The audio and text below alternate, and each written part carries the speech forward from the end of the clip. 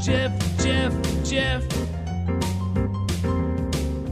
Jeff, Jeff, Jeff, Jeff. Jeff, Jeff. Jeff, Jeff. Jeff. Jeff Stein's our national and presidential expert, noted author. You can find his books at your favorite book retailer. The Iowa Business Report, the Iowa Politics Report come to us via his mothership, KXEL, Cedar Falls, Waterloo, where he is at right now. Hi, Jeff. How are we today? Well, I can't speak for you, but I'm just ducky. Yeah. You've done a little bit of radio, I hear, today. Hey, only 6 hours. Oh, But I saved the good stuff for this 25 minutes. We are your dessert. We are your dessert tray. You're the palate cleanser. We are That's the comments section. Anyway, speaking of which, okay. Turn off the comments. Always turn off the comments. Who goes to a porn site to go to the comments section? That's like going to a strip club to go get the appetizers. But needless to say, I don't know anything about either one, but we'll just go with that. Okay. Is it all you can eat? Oh, man, who doesn't love that? Yum. That's a challenge. Calamari, you say. Oh, who doesn't love it? Hey, From a gas station, yeah. I want to ask you, and I'm going to put you on the spot with a number thing. So, if you want to take some time to kind of think through this while we talk through it, by all means, please do. The North Carolina is a nightmare for the Republicans because, Robinson is shedding supporters and fast. He's lost basically every bit of money coming into the state now is not going to help him out. You're probably going to be looking at a 20-point loss to the Democrat in the governor's race there because he's just unelectable right now. Mm-hmm. But the question is, and I've had a few discussions with this online, actually some very civil discussions with, and a sign that all things are not lost. Some conservatives and I have actually gone back and forth and had actually a pretty decent discussion about this. We could be looking at a situation which will fall well outside of historic norms. But in your experience, what's the most of a distance in one race to another race where Trump has a chance at possibly winning North Carolina, even though the next race down on the ticket is so overwhelmingly against him? No, and that's an excellent question because obviously you have to do these things in tandem, right? If you've got a popular top of ticket person, they can bring up the person lower. And vice versa. If you have a very popular governor, let's say running for re-election, they might be able to bring the national ticket along. In this situation, you always had a close race for president, and now you've got a sitting lieutenant governor running for governor who's now running away from any audience or any public gathering, and filing a lawsuit against CNN does not help at this point. Saying, as I heard some conservative commentators say, well, look, at the time he posted those things, he was not a Christian man, and now he is, and that was 20 years ago. Okay, assume that's true for a moment. Maybe you still shouldn't be governor. I respect religious conversion. I respect all sorts of reinvention, but it doesn't mean you're qualified for every job. And, accuracy requires me to point out that the Democrat in North Carolina's name is Stein. Just to throw that out there. But no relation, by the way. No relation, right? But if he wins, I'm in. Okay. But the reason why this is important, now this was 2 months ago. Yeah. 2 months ago, there was a series of polls that said Stein, Trump lead in North Carolina. I took a screen capture of that because I'm never going to lead in anything. Yeah. But even then, Matt, to your point, the Republican was ahead for president, it was a Democrat for governor. That's only going to be broader now, but Trump can't just come out and throw the guy overboard. The guy wouldn't quit in time, so he's on the ballot. So the best thing that Trump can do is just make sure he doesn't show up at any of his campaign appearances, which has so far been the case. But this is where you're really hoping for broader segmentation because it certainly doesn't help Trump. Worst news possible for, was it the calamari that you had? Well, I was about to say, he might not have been converted yet, but he was saying dear Lord a lot back then. Anyway, there you go. Thank you. Ladies and gentlemen, I'm here. There, I've been waiting on that one for a while. But no, okay. Speaking of low-hanging fruit, but no, I mean, it's a situation where it's the worst possible news for the Trump campaign because optics mean a lot, and where's the guy who's running for governor? He's not there. Well, he was an elected official, person of color, all the things that Trump would need, and he's not there. Well, and it is very similar to what's going on in Minnesota right now, where their U.S. Senate candidate, Royce White, who's also just a nightmare candidate, there's a... Oh, now you DVR his show on Real America's Voice and take notes every week. You can't fool me, McNeil. I know you. No, I don't. I mean, because not even the Republican Party does, because they haven't even mentioned him once since he became the official U.S. Senate candidate on their Facebook or Twitter page. Not once as the highest race on the state. If you boys and girls want to know what day and time it is, just follow Matt McNeil's X account, because he'll point out what day and time it is and how long it's been since the Minnesota Republicans have ignored their candidate for U.S. Senate in a race, by the way, that, 2 years ago? It was like, oh, this is ripe for the picking. This is an easy one. We'll just get Michelle Tafoya to move. Well, she lived in the Twin Cities. We'll get her on there. It's going to be great. And now Matt McNeil keeps track of the time. I think Michelle Tafoya saw it was Klobuchar, not Tina Smith, and that's why I think that was the case there. But, okay, I want to going back to North Carolina. Yeah. All right, I'm trying to think about this. Some people brought up that Romney won Montana and Tester won his seat. I don't know. Okay, that wasn't a scandal-driven thing. That was, I think, Tester just kind of has a way. I think there's still a very legit chance Tester's going to win re-election in Montana. Incumbents do have a lot of power. We've talked about that in the past. Oh, yeah. So I'm not sure if that's the same thing. I can't think of another case where you've had, whether it's the top race or the secondary race, where you've had such a toxic environment with one of those races. But, 7-8 points, that's an outlier. So if you're, if the governor's race is an 8-point advantage for the Democrat, I still think it's very attainable that Trump could win that state. Oh, yeah. When you get down to 14, 15, 16 points, the latest poll came out 14 points. And that, you're 14 points. You're requiring for him to win 15% of the voting population to basically vote for the Democrat for the governor and then turn around and vote for Trump for the president. And I just don't know if those numbers are viable. Or leave it blank. See, and your point is right, presuming that it's a finite group, that if they don't vote for Robinson, they'll automatically vote for Stein. They might leave that one blank. And that's the important part. And that's a wild card. You just don't know. I mean, when you go into the booth, how many people, and also what I don't know about North Carolina is just my ignorance, can you vote straight ticket? I'm not sure. I don't know if you can just... If you could, well, that takes care of a lot of this issue. But if you're voting race by race, and you might say, I cannot bring myself to vote for the Democrat, but I am sure not voting for Robinson, you might just leave it blank. You might go for a third-party candidate, et cetera. You do get a discouragement ratio. Now, I don't think it would be as high as if you get at the top of the ticket.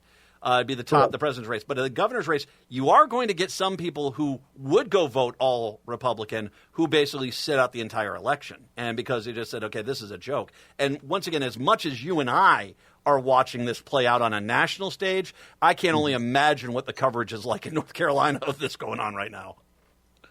How about the Tar Heels and Wolfpack and let's talk sports? And that's what it is. But, to your point, and you need look no further than the current race for president nationally, because there was a lack of enthusiasm, apparently, for Mr. Biden, and that's been more than made up in these states with a different candidate. So the way you fix it, in essence, is to change. Now, you and I have talked before, the Democrats shouldn't have changed horses mid-race. However, they did, and that led to a resurgence from those who were a bit disillusioned. you're not going to have any kind of resurgence in North Carolina. You're, 6 weeks before Election Day, the man's on the ballot. You're stuck. Yeah, you're not. And it does bring up an interesting point of all these states that are toss-up states. The problems that Trump is having is, once again, this is a math problem. He needs to win pretty much most of these toss-up states for him to have a chance at the Electoral College. It already looks like that one race in Nebraska is definitely going to go to Harris, the 2nd Congressional District there. Arizona, Kerry Lake is poisoning the water hole there. That's trouble. Democrats have wisely thrown a bunch of money into Nevada. That seems to be coming back to the Democratic side. Georgia seems to be, of the one states, Georgia and Pennsylvania, I think, they're basically, both campaigns are camped out in Pennsylvania right now. Georgia, on the other hand, it feels like what the game plan was for Trump was, I'm taking on Biden. Well, we just need to win Georgia and Arizona, and we'll be back and we'll be, right as rain. And in Georgia, at least, especially with this election commission, they clearly have made some behind-the-scenes decisions that seem to basically be pointing that no matter how well Harris does, that the wheels of machination are basically already in place to make sure that Trump pulls that state out. It's going to be close, and it'll be interesting to see. But of all the states that's the toss-up state, the one state I'm starting to become more and more convinced that probably Trump has got the better chances is Georgia. Probably so, but here's something that we need to keep in mind with regard to Georgia, and her name is Helene. Yeah. Because the Trump campaign just had to cancel multiple events. That in and of itself doesn't matter. But if, heaven forbid, the hurricane hits and causes such extensive damage, yes, it's going to be 4 or 5 weeks before the election. But we all know, we may be in the thick of a political race, but if something comes up in my life, that takes priority. Mm-hmm. And so that's going to make a big difference. Plus, again, heaven forbid anything devastating happens to Georgia. But what if the response from the federal government with Democrats in charge is stellar? That will neutralize.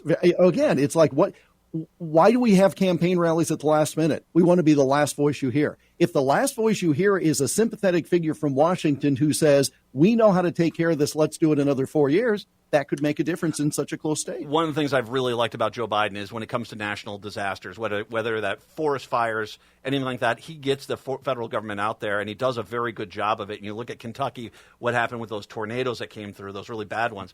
And he was there, Johnny on the spot, and took care of a lot of things. This brings up, and you brought up the hurricane, I wanted to mention Florida. You and I have talked about that state is becoming closer and closer.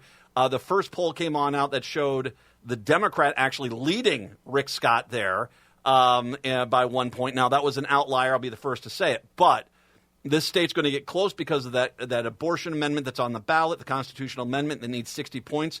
It's going to be a close state. Same thing. All of a sudden, Florida, which doesn't really have a great state response to hurricanes, they just don't. They don't have the funds for it. If all of a sudden a large swath of that state, particularly Republican territory, is blown to the ground by this hurricane, and as you said, the group that's in there is helping out is the Republican Party. Well, is the Democratic Party, it's Biden in the White House. That's going to, I think. It's interesting how stuff like this plays out. We saw this with Chris Christie in New Jersey. Hurricane Sandy back when?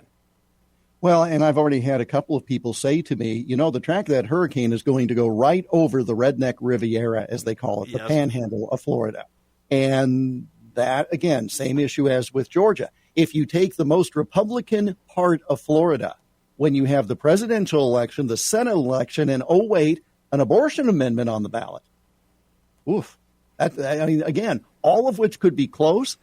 Any little pocket of votes makes a big difference. And then so look for Governor DeSantis to extend the voting window for those counties for as long as is necessary. Well, and I imagine he's going to be scrounging for any dollar he can find in the federal or the state budget to basically go up there and help them. And this, by the way, this also will impact Western North Carolina, going back to where we started with this, in that once again, there's supposed to be a ton of rain on the eastern side of this storm. And if all of a sudden there's massive flooding up in the mountains there on the western side of that state, that's obviously going to leave a point, leave a mark as far as the government response to it. Well, and again, it's not like the election is this Tuesday. No. However, Again, if you're talking about a devastating impact in areas that have really been working on early voting, yes, it could very easily have an impact. A softening of the tone. How about you say it like that? It's a softening of the tone for, in these deep red areas towards Democrats, and that could be, trouble there. Let's come on back. We'll talk more about the things that Trump and Vance have been saying when we do return. It's Jeff Stein with us here on a Wednesday. Oh, I'm surviving every lonely day.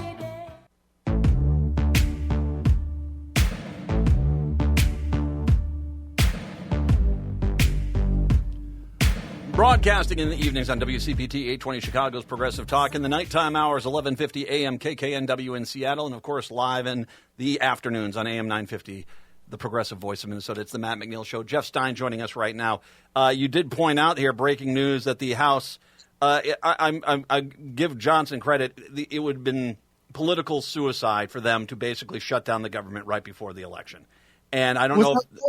Without question, 341 to 82 was the vote, where the House just approved a continuing resolution until Christmas, just before Christmas, and it includes $231 million additional dollars to help the Secret Service. Well, and on we go to the Senate. It'll get passed tonight, and everybody will be back home tomorrow and won't come back till after the election. Well, and I imagine the hurricane also plays a role in that. They don't want that hanging out there, especially if they have to be down in Florida and Georgia. This is, once again, Trump was actually demanding, and as you talked about that vote, 341 to 82, Trump was out there apparently making, phoning Republicans to urge a hardline strategy for the funding vote. He was still today, and the Republicans in the House, which have been probably his most supportive group of people. I mean, they killed the border bill because he wanted them to do it. They basically said, no, we're not going to play this game. Not with this. This is just dumb. Well, and from what I saw in some reporting, Mr. Trump felt that when the government was shut down and he was president, he got blamed.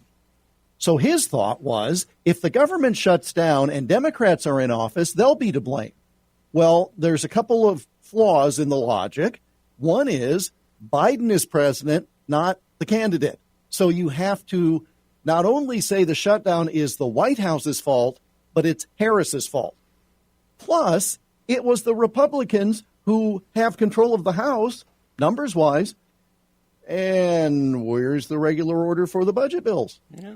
It didn't happen. You can't basically – the problem that they have is their debate, their compromise policy is you have to do everything we tell you to do.